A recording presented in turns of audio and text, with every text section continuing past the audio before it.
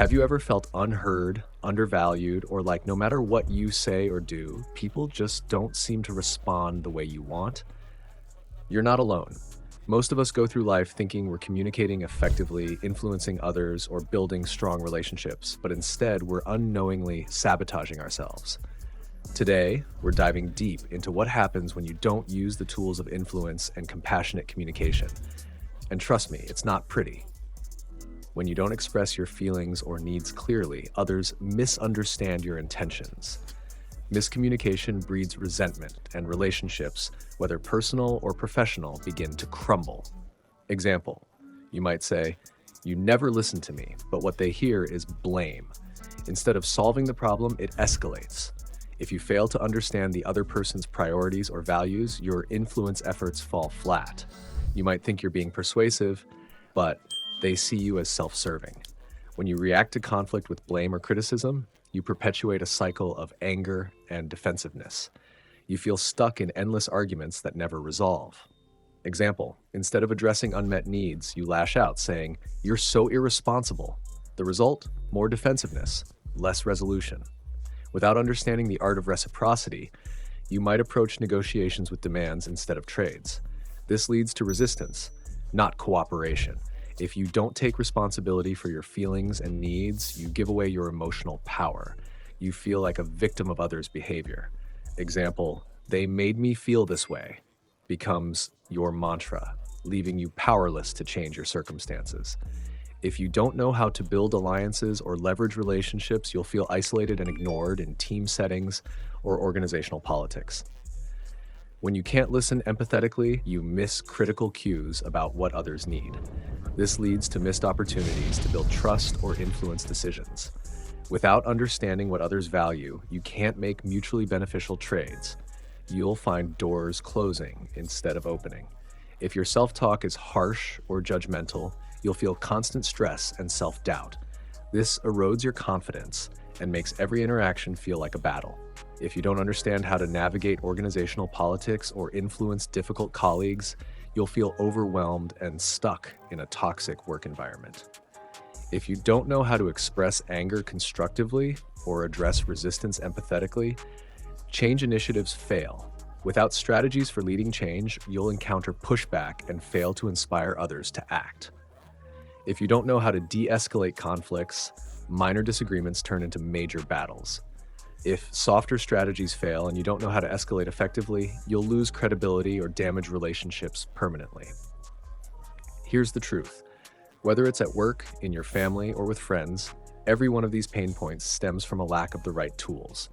Miscommunication, power struggles, resentment, and missed opportunities, they all boil down to the same thing: not knowing how to communicate and influence effectively.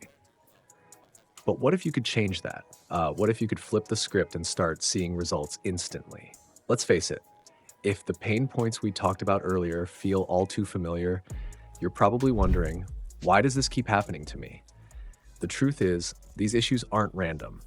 They're the result of deeply ingrained habits, unspoken assumptions, and a lack of understanding about how people actually work. Let's break it down. The problem: most of us were never taught how to communicate effectively. Instead, we rely on habits like blaming, judging, or assuming others understand us. This creates a disconnect between what we mean and how others perceive us. Behavioral pattern: we confuse observations with judgments. For example, instead of saying, "I noticed you were late to the meeting," we say, "You don't respect my time." The latter feels like an attack, even if it's not our intention. Systemic issue: in many cultures, direct communication is discouraged. We're taught to be polite or avoid conflict, which often leads to passive-aggressive behavior or unclear expectations. Why it matters: when we fail to communicate clearly, others feel misunderstood or attacked, which leads to defensiveness and resentment. Over time, this erodes trust and connection. The problem: when emotions run high, logic often takes a back seat. Instead of addressing the root cause of a conflict, we react impulsively, making the situation worse. Behavioral pattern: we blame others for our feelings. For example, "You make me so angry," shifts responsibility away from us and onto the other person, fueling conflict. Systemic issue: many people lack emotional literacy, the ability to identify and express their emotions constructively. This gap makes it harder to resolve conflicts peacefully. Why it matters. Without emotional awareness, we can't address the real issues at play. Instead, we get stuck in cycles of blame and defensiveness. The problem: influence isn't about authority or demands, it's about understanding what others value and aligning your goals with theirs.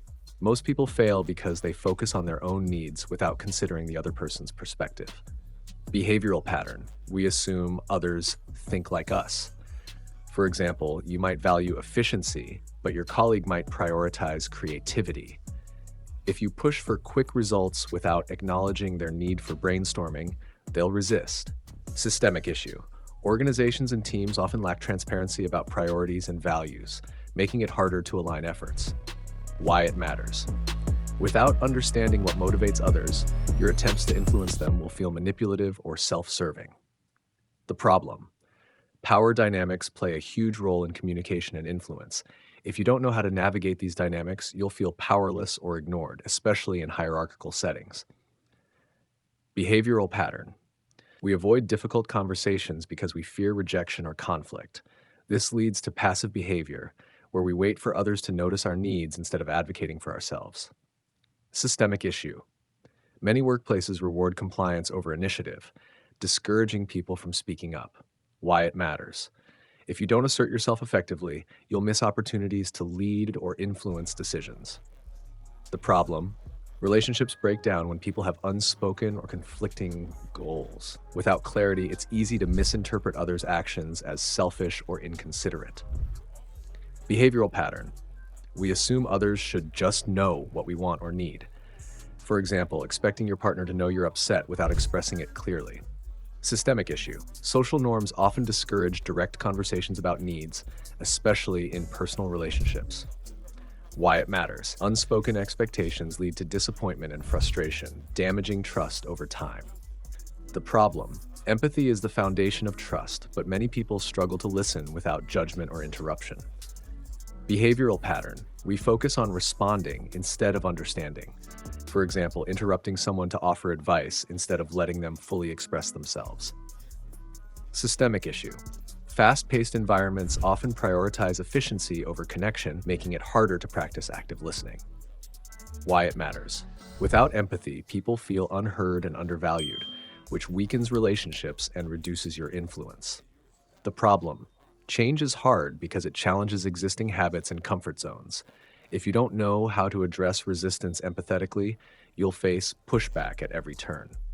Behavioral pattern: we focus on the outcome instead of the process. For example, pushing for immediate results without addressing people's concerns or fears. Systemic issue: organizations often implement changes without involving employees in the decision-making process, leading to distrust. Why it matters. Without addressing resistance, change efforts fail, wasting time and resources. The problem: negative self-talk keeps you trapped in a cycle of doubt and inaction. Instead of focusing on solutions, you dwell on failures. Behavioral pattern: we use harsh language with ourselves, such as "I'm so stupid" or "I'll never get it right." Systemic issue: many cultures equate self-criticism with humility, discouraging self-compassion. Why it matters. Without self-compassion, it's hard to take risks or recover from setbacks. So why do these problems? Because most of us are stuck in patterns that we don't even realize we're repeating.